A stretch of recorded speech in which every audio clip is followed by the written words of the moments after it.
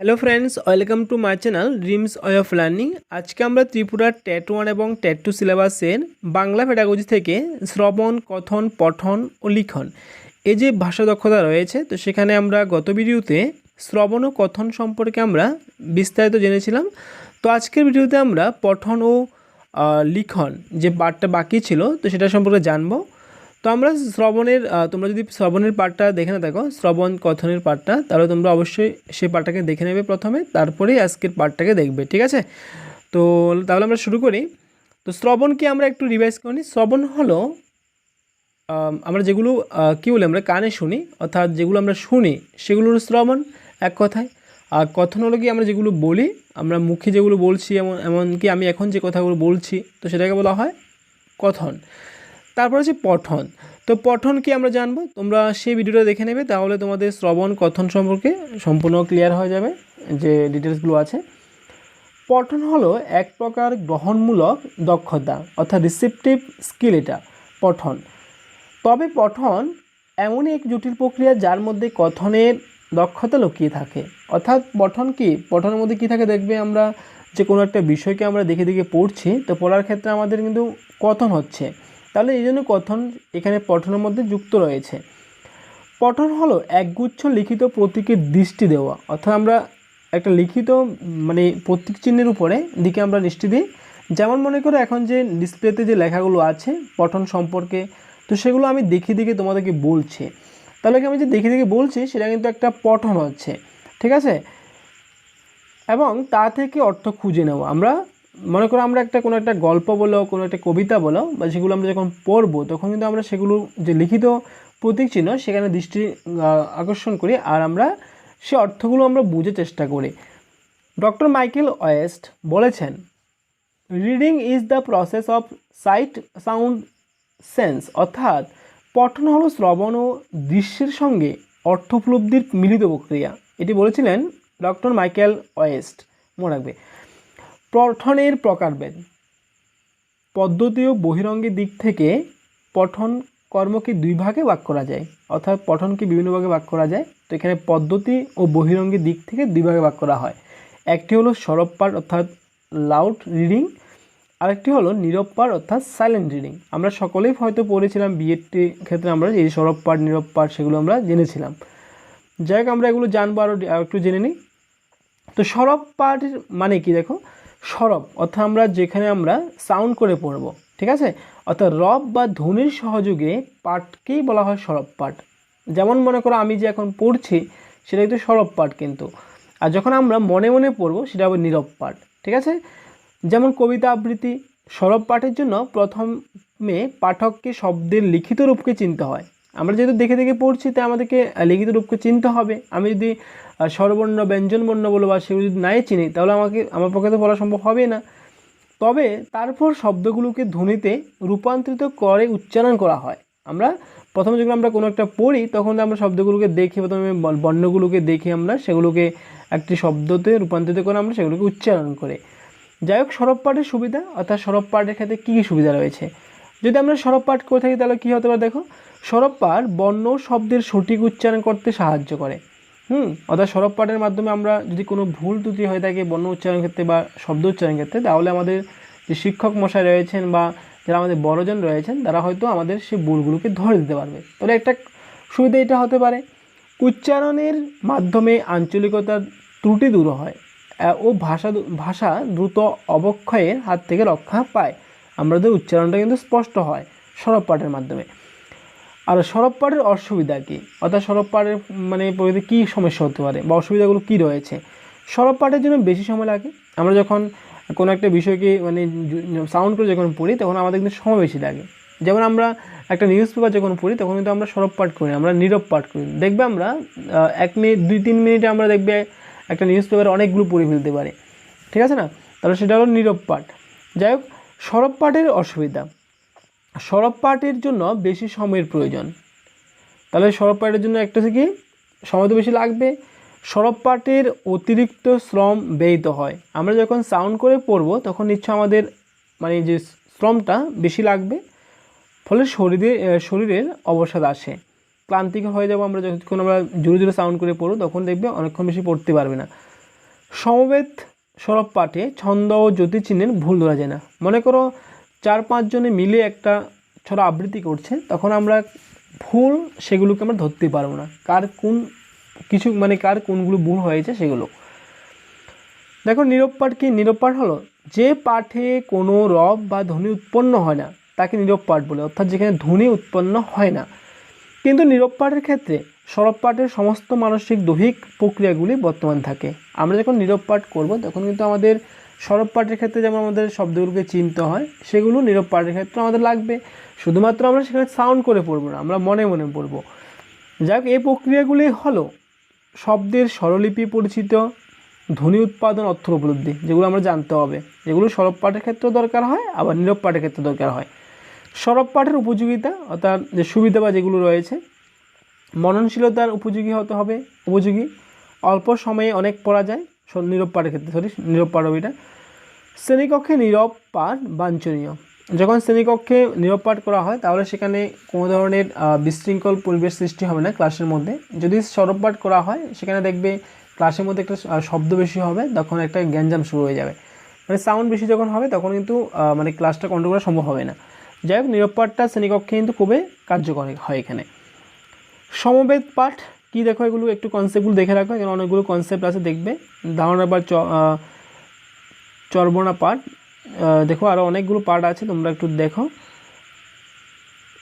সমবেত পাঠ কি? দেখো এককভাবে সরব পাঠ ছাড়াও সমবেতভাবে সরব পাঠও হয়ে থাকে। অর্থাৎ সরব পাঠ শুধুমাত্র যে একা একা হয় তাই নয়, এখানে অনেকজনে মিলেও কিন্তু সরব পাঠ করে থাকে।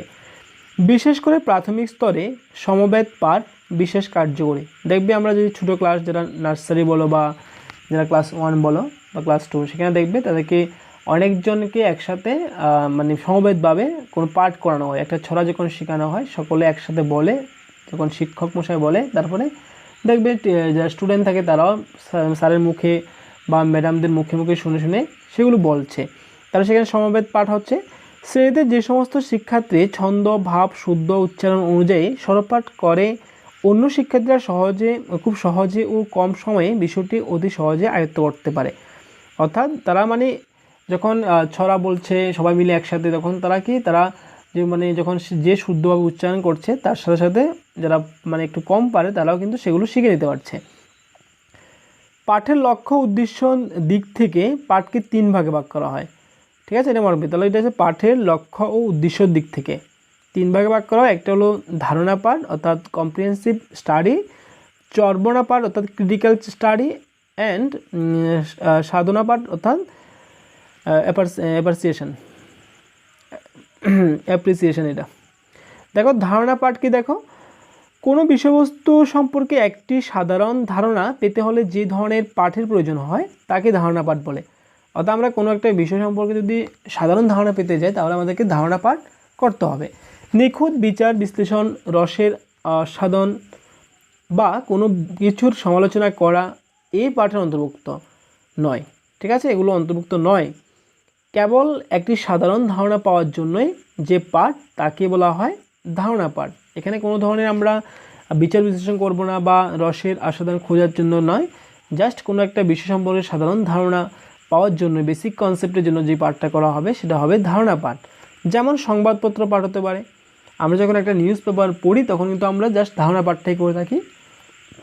কোনো সাময়িক পত্রিকা পাঠ বা কোনো গল্প গ্রন্থ পড়া প্রভৃতি ধারণা পাঠের সাহায্য করে। অনেকে আবার একে আয়ত্তীকরণ পাঠও বলে। ঠিক আছে, বলা হয়। তাহলে ধারণা পাঠের ক্ষেত্রে সংবাদপত্র বলো বা কোনো একটা গল্প পড়া বলো সেগুলো মানে অন্তর্ভুক্ত হয়।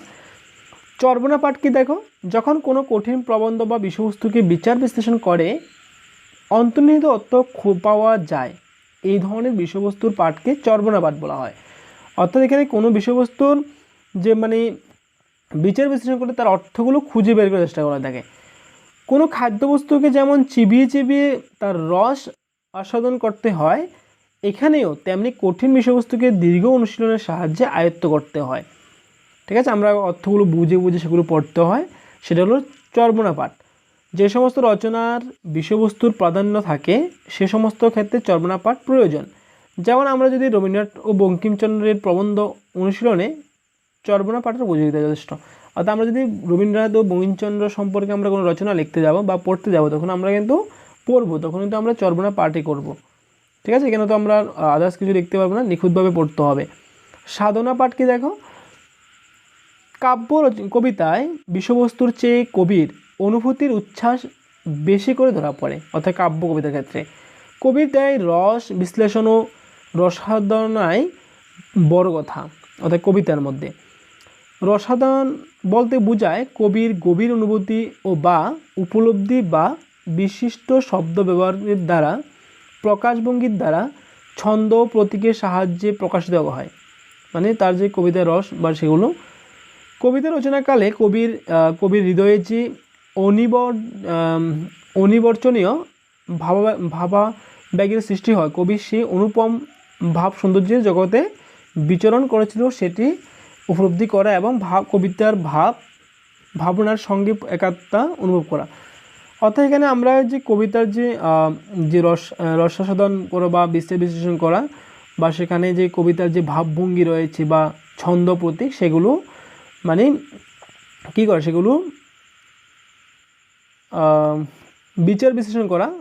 তো এটাই হবে সাধনা পাঠের যে বৈশিষ্ট্য আর কি এগুলো। তারপর দেখো আদর্শ পাঠের বৈশিষ্ট্য কি, আদর্শ পাঠের কোন কোন বৈশিষ্ট্য থাকা দরকার। ভাষা ও সাহিত্যের সার্থক ব্যবহার ও উপলব্ধি অনেকাংশে পাঠের উপর নির্ভর করে। কাজেই সরব নীরব পাঠের আলোচনার প্রসঙ্গে আদর্শ পাঠের বৈশিষ্ট্যগুলো জেনে রাখা দরকার। ঠিক আছে, আমাদের যেহেতু আমরা সরব পাঠ নীরব পাঠ পড়েছি, আমাদের আদর্শ পাঠ কোনগুলো সেগুলো জানতে হবে। সাধারণভাবে আদর্শ পাঠে 4টি বৈশিষ্ট্য থাকে, যেগুলো দেখো কী কী আছে, যেমন নির্ভুলতা হবে অর্থাৎ অ্যাকুরেসি, গতি স্পিড, উপলব্ধি কম্প্রিহেনশন, আর একটা অভিব্যক্তি অর্থাৎ এক্সপ্রেশন। তো এগুলো একটি আদর্শ পাঠের মধ্যে থাকতে হবে। ঠিক আছে, পাঠের কৌশলের শ্রেণীবিভাগ দেখো, যে পাঠ আছে তার যে শ্রেণীবিভাগগুলো। পাঠ হলো মনুষ্য অর্জিত একটি বিশেষ দক্ষতা। পাঠ কৌশল বা অভ্যাসকে 2 ভাগে ভাগ করা, অর্থাৎ পাঠের যে কৌশল সেটাকে 2 ভাগে ভাগ করা, একটা হলো স্কিমিং আর একটা হলো স্ক্যানিং। আমরা এগুলো পড়েছিলাম, স্কিমিং অ্যান্ড স্ক্যানিং। তো স্কিমিং হলো কোনটা, স্কিমিং হলো যেটা আমরা আমরা প্লেজার অ্যান্ড যে ইন্টারেস্টের জন্য আমরা যেগুলো পড়ি, তো সেটা হলো স্কিমিং, যেখানে ডিপলি আমাদেরকে পড়তে হয় না বা ডিটেলসলি আমরা যেখানে পড়ি না সেটা। আর স্ক্যানিং হলো কোনটা, যেখানে আমরা ডিপলি পড়ি, কোনো একটা বিষয়ে অর্থ বোঝার চেষ্টা করি, যেখানে আমরা গভীরে গিয়ে পড়তে হয় আমাদেরকে, যেটা ইন্টেন্সিভ রিডিংয়ের সাথে যুক্ত ছিল, অর্থাৎ আমাদের মনোযোগ সহকারে পড়তে হবে। ঠিক আছে, এটা মনে রাখবে। স্ক্যানিংয়ের ক্ষেত্রে আমরা এখানে কী করে, আমরা এখানে আন্ডারস্ট্যান্ড করে, মানে যে কোনো এভরি ওয়ার্ড বা এভরি যে ডিটেলসগুলো সেগুলো আমরা বুঝার চেষ্টা করি, মানে স্ক্যানিংয়ের মাধ্যমে আমরা মানে একদম ডিটেলসলি পড়তে হয় স্ক্যানিংয়ের ক্ষেত্রে। আর স্কিমিংয়ের ক্ষেত্রে আমরা আলতোভাবে পড়া, অর্থাৎ জাস্ট আমরা চোখ বুলিয়ে পড়ে যাওয়া বলো বা সেগুলোই, বা আমরা আনন্দের জন্য যে উপন্যাস পড়া সেগুলো স্কিমিংয়ের মধ্যে পড়ে। যাই হোক, আমরা একটু দেখে নিই স্কিমিং। তো দ্রুত পাঠ অভ্যাসকে বলা হয় স্কিমিং। ঠিক আছে, এই স্কিমিং দ্বারা কোনো পাঠক অল্প সময়ে সার্বিক একটি ধারণা অর্জন করতে পারে। অর্থাৎ স্কিমিং কোন ক্ষেত্রে বেশিরভাগ দেখা যায়, যেটা আমরা পরীক্ষার আগে যখন আমরা পড়ি তখন আমরা স্কিমিংয়ে করে থাকি, আমরা অল্প সময়ের মধ্যে অনেকগুলো পড়তে চেষ্টা করি, ডিভিশন যখন করি আমরা।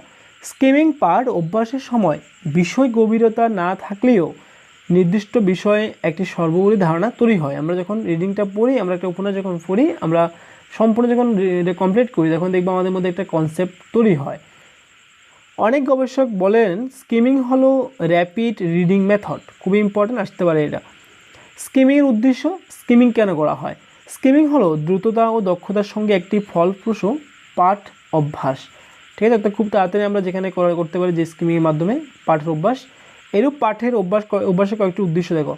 অল্প সময়ে বিষয়ে জ্ঞান অর্জন করা, অর্জিত জ্ঞানের স্মরণ করা, আমরা যখন রিভিশন করি তখন এটা হবে। অল্প সময়ে বিষয়ে একটি সার্বিক ধারণা অর্জন করা, পরীক্ষা বা মূল্যায়নের পূর্বকালীন প্রস্তুতিতে কয়েক মুহূর্তে সাধারণ বোধ লাভ করা। আমরা যদি এক্সামের আগে দিয়ে মনে করি 1 ঘন্টা টাইমের মধ্যে আমরা অনেক পড়তে পারি, যেটা আমরা 6 মাসে কমপ্লিট করেছি সেটা আমরা 1 ঘন্টা 2 ঘন্টার মধ্যে কমপ্লিট করতে পারি স্কিমিংয়ের মাধ্যমে। তবে স্ক্যানিংটা রাখিনি, তোমরা একটু তারপর মনে রাখবে। স্ক্যানিং হলো যেখানে আমরা ডিটেলসলি পড়ি আমরা, অর্থাৎ সেখানে অ্যাক্টিভ ভোকাবুলারি কাজ করে, ইনক্রিজ করা হয়, আর সেটা আমরা আন্ডারস্ট্যান্ড করি আমরা, অর্থাৎ বুঝে চেষ্টা করি প্রত্যেকটা ওয়ার্ড বা প্রত্যেকটা ডিটেলসকে আমরা বুঝতে চেষ্টা করি সেখানে, অর্থাৎ আমরা সেখানে মনোযোগ সহকারে পড়ি, যেটা স্ক্যানিংয়ের ক্ষেত্রে। ঠিক আছে, এখানে কিন্তু আমরা কোনো প্লেজারের জন্য পড়ি না। আমরা মনে করি আমরা যদি একটা কম্প্রিহেনশন করি, তাহলে আমরা দেখবি কোনো একটা আনসার যখন আমরা খুঁজতে যাই, তখন কিন্তু আমরা পুরো ডিটেলস অংশ পড়তে হয় আমাদেরকে। তো সেটা হলো স্ক্যানিং। ঠিক আছে, এবার আমরা যেন লিখন দক্ষতা অর্থাৎ রাইটিং সম্পর্কে। তো লিখিতভাবে ভাব প্রকাশের উৎপাদনমূলক দক্ষতাই হলো লেখা, অর্থাৎ লিখিতভাবে আমরা যখন কোনো কিছুকে আমরা লিখি, তো সেটা হলো উৎপাদনমূলক। আমাদের থেকে কোনো একটা কিছু কী হচ্ছে, আমাদের উৎপাদন হচ্ছে বা প্রোডাক্টিভ হচ্ছে, তো সেটা হলো উৎপাদনমূলক দক্ষতা, যে রাইটিংটা হলো। দেখো, ভাবের আদান প্রদান ও যোগাযোগ স্থাপনের অন্যতম মাধ্যম হলো লিখন, অর্থাৎ আমরা যে ভাব প্রকাশগুলো আমরা যেমন চিঠির মাধ্যমে বলো বা সেখানে আমরা সেগুলোর মধ্যে দিয়ে আমরা আমাদের যে ভাবের আদান প্রদান বা যোগাযোগ সেগুলো করে থাকি। এই প্রক্রিয়া একজনের চিন্তা লিখিত প্রতীকের মাধ্যমে বাইরে আসে, অর্থাৎ আমি আমার মনের কথা বলো বা সেটাকে আমি কিছুতে লিখে প্রকাশ করেছি, তো সেটা আমার যে মনের কথা বা সেগুলো বেরিয়ে আসছে লেখার মধ্যে দিয়ে। লিখন দক্ষতাকে একেবারে শেষে রাখা হয়েছে, কারণ শিক্ষার্থী সবার শেষে দক্ষতা অর্জন করে, অর্থাৎ প্রথমত শিক্ষার্থী শুনে, তারপরে সে কথা বলে বা কথন করে, তারপরে সে পড়ে, তারপরে সে লিখে, তো সেই জন্য এটাকে সবার শেষে রাখা হয়েছে। তো লিখন দক্ষতা এক প্রকার সৃজনমূলক দক্ষতা, মনে রাখবে, এটা খুবই ইম্পর্টেন্ট, কারণ এখানে অনেকগুলো যে প্রোডাক্টিভ হয়, আমরা চিন্তা করতে পারি কোনো কিছু আমরা যখন লিখতে যাই তখনই। কোনো বিষয়ে উৎকৃষ্ট লেখা লিখতে হলে শিক্ষার্থীদের ভাষাগত বোধ ও দক্ষতা থাকা প্রয়োজন। ঠিক আছে, মনে রাখবে এটা। তার লেখার মধ্যে থাকবে বক্তব্যের সুস্পষ্টতা, যুক্তি চিন্তনের মাধুর্য, ভাষার শৈলী, নির্ভুলতা ও সৌন্দর্য, অর্থাৎ লেখার ক্ষেত্রে সেগুলো থাকতে হবে। প্রাথমিকভাবে লিখন যতটা সহজ বলে মনে হয়, কার্যক্ষেত্রে ততটা সহজ নয়, এটি একটি জটিল বিষয়। যেমন লেখন কিন্তু এত সহজ নয় কিন্তু, তাই আমাদের ভাষার লিখিত রূপ অভ্যাস করা জরুরি। যেমন দেখুন, আমরা যেমন হ্যান্ড রাইটিং করা হয় বা সেগুলো আর কি করতে হয়। জন্যই লিখন দক্ষতা উন্নত করার যে স্তম্ভগুলো, প্রধান স্তম্ভ কি দেখো, লিখন দক্ষতা একটি প্রকাশমূলক দক্ষতা। এই দক্ষতা উন্নত করার 4টি প্রধান স্তম্ভ রয়েছে। একটি হলো শব্দভাণ্ডারের উন্নতি, অর্থাৎ যদি আমরা ইমপ্রুভ করি, আমাদের যে ভোকাবুলারি রয়েছে সেগুলোকে যদি ইমপ্রুভ করি, তাহলে হয়তো লেখন দক্ষতা উন্নত হবে। বানানের উন্নতি, ইমপ্রুভ ইউর স্পেলিং। পঠন দক্ষতার যদি উন্নতি করা হয়, ইমপ্রুভ ইউর রিডিং স্কিল। আমরা যদি সঠিকভাবে রিডিং করি, তাহলে কিন্তু আমরা লেখাটা সঠিক হবে। ব্যাকরণের উন্নতি, ইমপ্রুভ ইউর গ্রামার। যদি আমরা আমাদের গ্রামার পার্ট যদি ইমপ্রুভ করতে পারি, তাহলে কিন্তু আমাদের লিখন দক্ষতা আরও উন্নত হবে। যাই হোক, এবারে আমরা কিছু ইম্পর্টেন্ট এমসিকিউ নিয়ে আমরা জানবো, কিছু এই যে ওভারঅল যে আমরা পড়েছিলাম সেটা সম্পর্কে। ঠিক আছে, দেখো, শ্রবণ, কথন, পঠন ও লিখন, এই 4 প্রকার দক্ষতার মধ্যে কথনকে রাখা হয়েছে। তো আমরা জানি কথনকে কোন স্থানে রাখা হয়েছে, প্রথম, দ্বিতীয়, তৃতীয়, চতুর্থ। দ্বিতীয় স্থানে রাখা হয়েছে আমরা জানি, প্রথম হলো শ্রবণ, তারপরে কথন, তারপরে পঠন, তারপর লিখন। তাহলে অপশন নাম্বার বি হবে অ্যান্সার, মনে রাখবে। তারপর দেখো, যে ক্ষেত্রে মনোযোগ সবচেয়ে বেশি প্রয়োজন সেটি হলো, অর্থাৎ আমরা কোন ক্ষেত্রে মনোযোগ সবচেয়ে বেশি দিতে হবে, শ্রবণের ক্ষেত্রে নাকি কথন নাকি পঠন নাকি লিখন। তো যাই হোক, আমরা জানি শ্রবণের ক্ষেত্রে আমাদেরকে মনোযোগ দিতে হবে ঠিক করে। আমি যদি ঠিক মতো নাও শুনি, তাহলে আমি কীভাবে কথন করব, তাহলে অপশন নাম্বার এ হবে অ্যান্সার। ঠিক আছে, তারপর দেখো, লিখন দক্ষতা এক প্রকার। তো লিখন দক্ষতা কি, স্বাভাবিক দক্ষতা নাকি গ্রহণমূলক দক্ষতা, বর্জনমূলক দক্ষতা, উৎপাদনমূলক দক্ষতা। তো আমরা জানি লিখন দক্ষতা হলো একটা উৎপাদনমূলক দক্ষতা, অপশন নাম্বার বি হবে অ্যান্সার। ঠিক আছে, এখানে আমরা বিভিন্ন কিছু উৎপাদন করে থাকি, অর্থাৎ আমরা প্রোডাক্টিভ করে থাকি, আমরা কোনো কিছু চিন্তা ভাবনা করে আমরা সেটার উপরে কোনো কিছু লিখতে পারি, তার লিখন হলো একটা উৎপাদনমূলক দক্ষতা। যে দুটি ক্ষেত্রে একজনের চিন্তা তার মাথা থেকে বাইরে আসে, আউটপুট আসে, সেটি হলো কি, শ্রবণ ও পঠন নাকি কথন ও লিখন নাকি কথন ও শ্রবণ নাকি লিখন ও পঠন। তাহলে এখানে কোনটা হবে, তাহলে আনসার হবে, যে দুটি ক্ষেত্রে একজনের চিন্তা তার মাথা থেকে বাইরে আসে সেটা হলো দেখো শ্রবণ ও পঠন হবে তাহলে আনসার। কেন শ্রবণের মাধ্যমে তো সরি শ্রবণ হবে না এখানে,